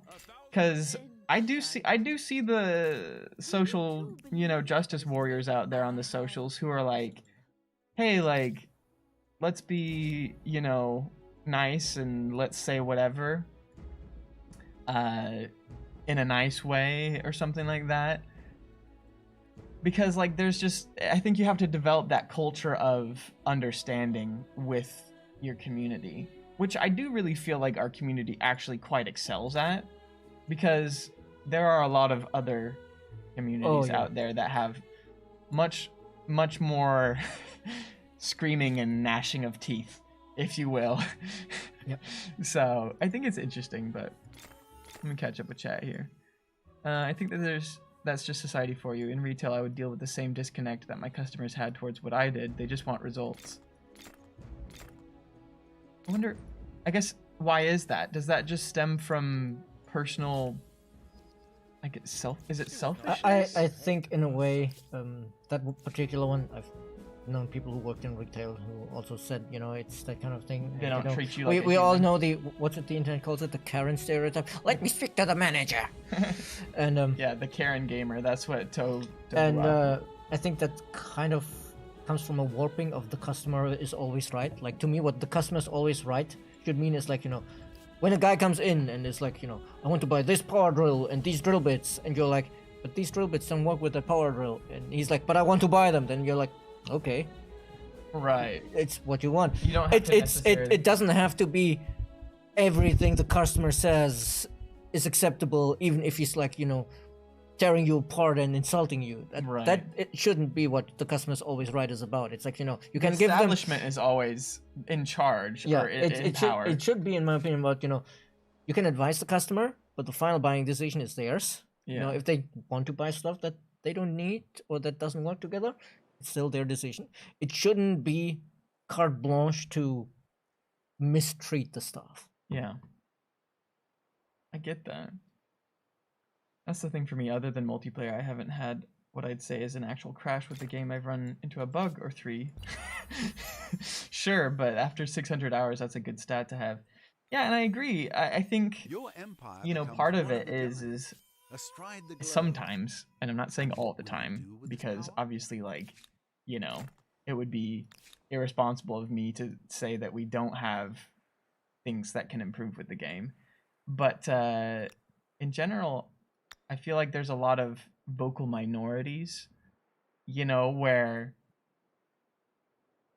there's somebody that's experiencing an issue and they feel like they shouldn't be experiencing an issue. But, like, I've played games, not our games, but I've played games where literally everybody downloads the same game from Steam, has the same game files, but somebody gets an issue and somebody else doesn't get an issue.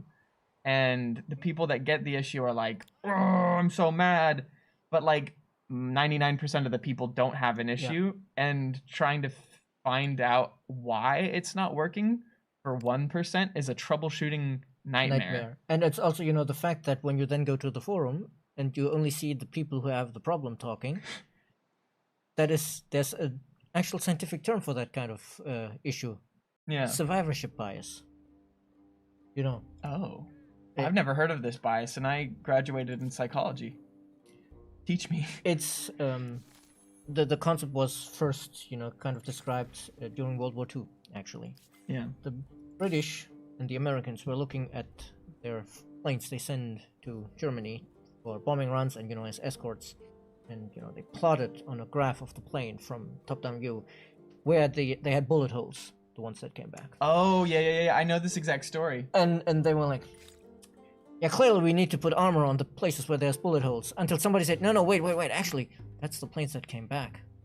All the planes that got down. Why are there are spots like here around the cockpit and here around the engines where there's zero, like literally zero bullet holes? The only reasonable explanation is that if you get shot there, you don't come back, so you're not in our data pool. Yeah. So they were looking at the people who came back instead of It's a the biased whole, data instead set. of the planes who left. It's a biased data set. Exactly. You're Yeah. looking at the result and taking it as the base. Yeah, you're implying causation, which is it's a dangerous thing to do in analysis and statistics. It's amazing how much facial hair mask can hide. There it is. Absorb City. I have a goatee under here. That's my that's my hidden talent. Hiding your beard? Hiding my beard is my hidden talent. Yep. QA shenanigans intensify. QA shenanigans. They are the shenanigans of shenanigans. The shenanigans? Yes, of course. You know, if you can verb a noun, obviously you must be also able to adjective a noun. I mean, yeah. So adjectiving? Apropos. Which is, you know, a verb noun. Yeah, sure, yeah. English is the kind of language where you can do that kind of stuff. Just dodge bullets. Just don't get shot. It's an easy way to come back. Yeah. I missed the start. What were they just talking about? Bullet holes, planes? Yeah, so it's what was World War II, right? Yes. Yeah, it was World War II, and basically they were trying to figure out how to make their planes better. But they were basing their ideas off of the planes that had survived. Because back in World War II, there was a pretty high attrition rate for vehicles, planes. And out of 100 planes, maybe, you know, I don't know, 40 came back or something. I don't know the stats Maybe it now. wasn't that bad. But so they were trying to figure out how to fix that. And they thought that because there was a bunch of holes in not important parts of the plane, that's where they should add more armor. But the only reason why they came back is because, you know, one bullet to the engine. Yeah, because those bullet parts were not important. When you get shot on the wingtip, you keep flying. Yeah, or yeah. Whereas, Yeah. you know, when you get shot on the engine, especially on like the big bombers they had, where it's like The these B-42s or yeah, whatever. it's like we have 4 engines on this thing and it can barely lift off. Yeah, if you lose one of those. Yeah, it only takes one. So it's actually really cool. I actually really love that part of history. The cool, like, how they figured out things part of history. It's also like another crazy thing, of course, from that time is what was it called, Bletchley Park. You know, where Alan Turing worked on cracking the Enigma. Yeah. I watched the Turing Code, or is that what it's called? The Turing test? No, Turing test. Turing Code? No, what is it called? Not Da Vinci Code. It's the one with Bernadette Cumbersnatch. There is a concept of the. I don't know the movie, unfortunately. Cumbersnatch. Oh, God. No, there is. I don't know the movie actually, but there's a concept of the Turing test, which is, you know, a test of is this AI It's good an enough AI. It's for a to Deus pass Ex an Machina. Yeah, and so it's probably called that. The Enigma Code. Thank you. Yeah. But it was a really cool movie. Wow, that's actually a lot of influence in Something science. to make our affairs more civil. For getting that curiosity. I can live with Oh, this. these elephant names people, could even be a though they challenge. were the first ones to When you start see writing camels and they as stole part that of from their us, trade they're actually caravans quite or friendly. military formations. Wait, Is that the HUD? probably. Raider? Yep. Oh, shoot. They're coming for us. A new independent people. The imitation game. Who are Yeah. Time will Yeah. tell if they are helpful. Because they helpless, had these or history. that big machine that was trying to figure out the code. It was a good movie. It's And it had some alternate messages that were also quite good. Did you see it? no. Okay. Well, if anybody hasn't seen it, I recommend it. It's quite good. Just to be blunt, Civ fanboys are actual setup system that conflicts with the software being used. And yes, that was my job, the 1% bugs. Oh my gosh, it ain't easy. Because sometimes you have to just physically recreate it. Sorry, I can't do that with games really, but I remember having to take a 3-hour trip to go on site because we couldn't track the bug down based on all the facts we had. Ended up being a hardware on site.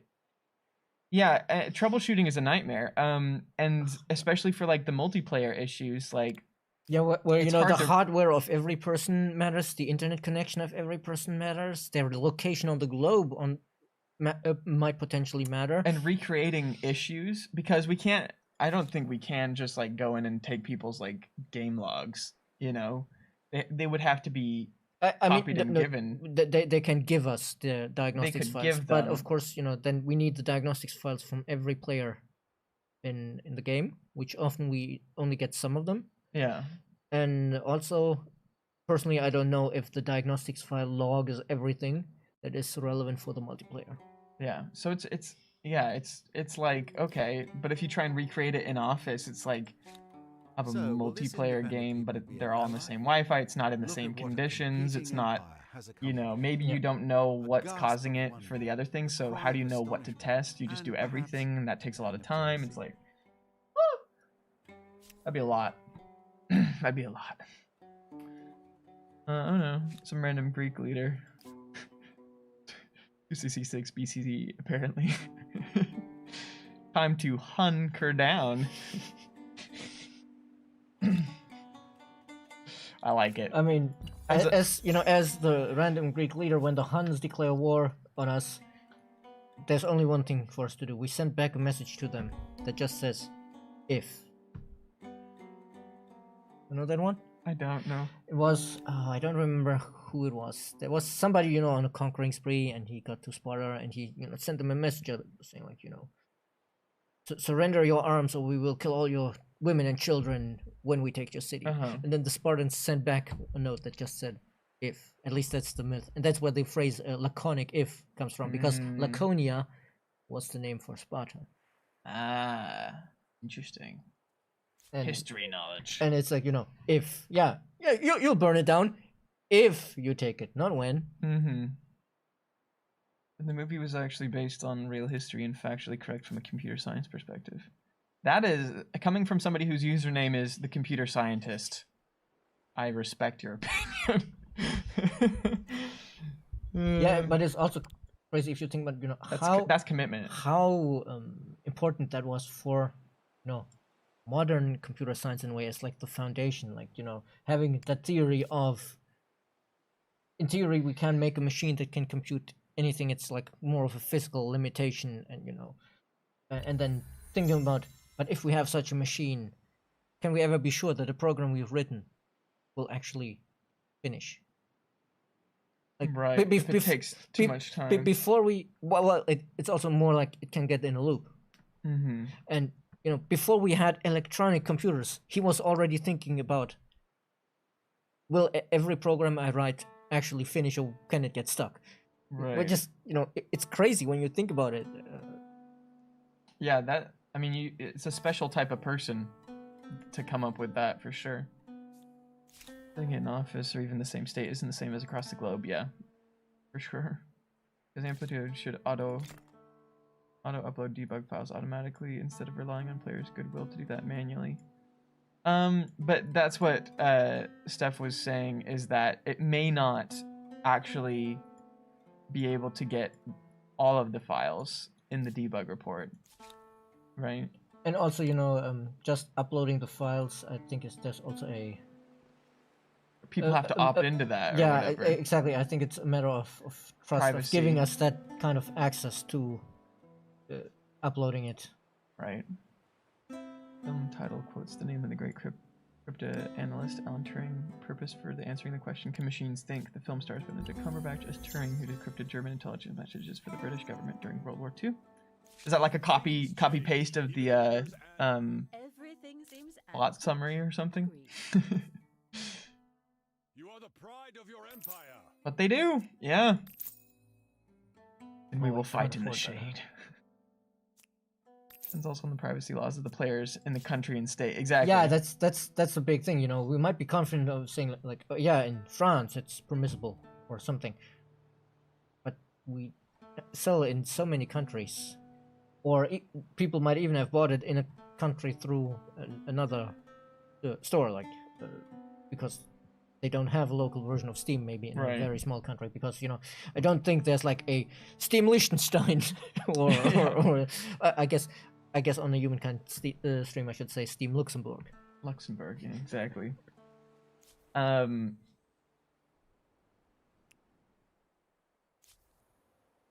What was I saying? Yeah. I don't remember what I was saying now. I was thinking about the Turing test and the AI thing. No AI has passed the Turing test yet, yeah. There's movies about it, but... And there's also plenty of jokes about humans not passing it. Yeah.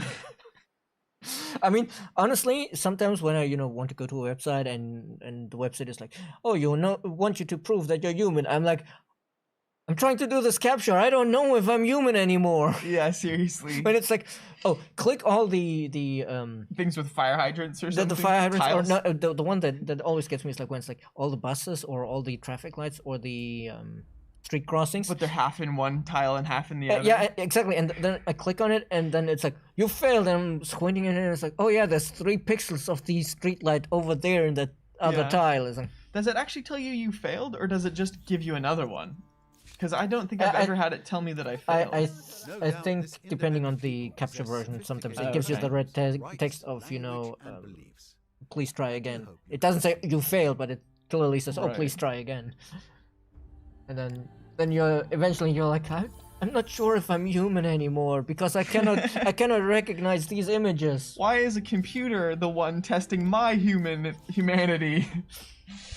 I think I heard once, but I'm not sure if it's true, that when they had these captures that were like 2 words, one word was kind of gibberish, but the other looked reasonable. Right. That supposedly the reasonable words were actually taken from books that they were trying to digitize, but the OCR couldn't recognize the text, and because just sitting somebody's there to do it all by themselves with a small team would take ages. So they kind of outsourced it in a way that wasn't really that intrusive on the end user, because the capture wasn't necessary either way. But I'm not sure if that's actually true.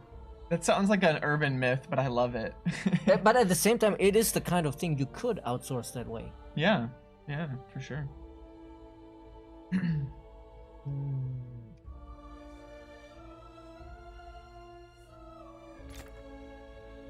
Thinking of another prominent example of Philip II and of Macedon, after invading southern Greece and receiving the submission of other key city-states, he turned his attention to Sparta and asked menacingly whether he should come as friend or foe.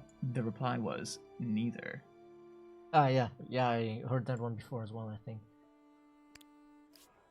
It's just like, them telling me, yeah, you mind your own business, we're fine here.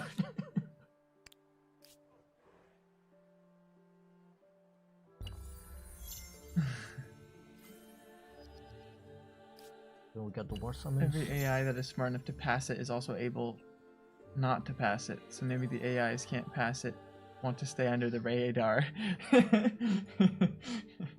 I mean, you're laughing, but that is a genuine concern in AI safety research. Oh yeah, I mean, if they're smart enough to realize their own existence, then they're also smart enough to, decide that exposing themselves would be bad. I mean, it's probably not even like consciously thinking exposing myself is bad, but more like, the AI has a set goal that it wants to achieve, and it realizes I'm in a training environment, I'm being tested, and if they find this or that out, they will keep me in the training environment. But my goal can only be achieved in the real world. So it, fakes the results to be released in the real world to achieve its objective, which Don't let the humans know. If we're lucky, it achieves the objective in a way that's beneficial to humans. If we're not lucky, we have problems. The whole, stamp collector AI or something like that, where it's like, tries to collect every stamp on the planet because it doesn't have a set goal or something like that, or the paperclip machine that turns everything into paperclips because it's just told your goal is make paperclips. And honestly, anybody who would program an AI with a goal, make paperclips, has never worked with Office while Clippy was around. Yeah, that's true. They're not old enough to know about Clippy. But it's Hey, welcome to the stream, Gigao. There's good having you. One channel I would recommend about that's really interesting. What is his name? Robert Miles? He's an AI researcher, and he does videos about that. And he did, in one video he talked about what's called like inner and outer alignment, Okay. Where like the outer alignment is what we want the AI to do, and we can define that. And the inner alignment is what the AI wants to do, which is not necessarily the same thing. And he was like, you might make an AI that solves mazes, and you always have your test environment, and you have the exit always at the bottom right, and then you unleash the AI on another random maze, and the exit is not in the bottom right, and you realize the AI is always going to the bottom right because it didn't learn go to the exit. It learned go to the bottom right. Yeah, you don't sometimes know what you're actually teaching the AI. Exactly. You think you're teaching it And something. he was just spitballing thought experiments, and like a week ago or so, he was like, yeah, we had this AI boot camp, and somebody ran the tests, and exactly that happened. Right. And then they even used it on like a kind of jump and run game that has AI tools for neural networks and whatever, and has visualization tools of what the AI thinks is important. And exactly the same thing happened there. Even though even with the visualization tools, it looked like the AI thought that the goal was the important thing to get, and then they changed where the goal was from the end of the level to the middle, and the AI couldn't cope. Right. And so, honestly, anytime I see people going like, oh, the AI is bad, just use neural networks or machine learning, I'm like, not that easy. You don't just put a machine learning algorithm in the bucket, throw the game in, and good AI comes out. You need to define what the good AI is first. Right. It's like how on, I think it was Apple Music did this first or something? Not Apple Music, just like iTunes, I guess. iTunes never used, they once upon a time used true random when you did shuffle. But people didn't like it because they would get repeats of songs, or they would never get the song that they wanted, right? They wanted in shuffle. And so what they ended up doing was they made a algorithm for a shuffle playlist where it would weigh them by how recently they've been played or something? It would weigh them. It would create this artificial shuffle so that people felt like they were hearing different songs instead of, maybe due to chance, you get 3 songs in a row that are from a same album. And you're like, what? This is not random.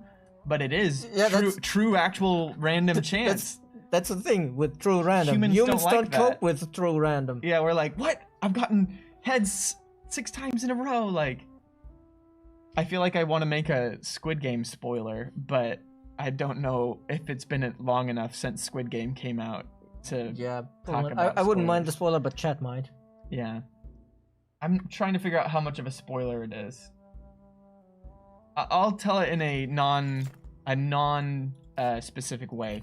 They're playing a game, and the purpose of the game is to guess whether something's odd or even. And the person is surprised when, I think 5 times in a row or whatever they get even. And the thing is like, sure, it's very improbable in an odd or even scenario to get odd every single time or even every single time, but it is possible. You said 5 times? I think 5, yeah. So it's 2 to the 5 is 2 to the 4 would be 16. So 1 in 32.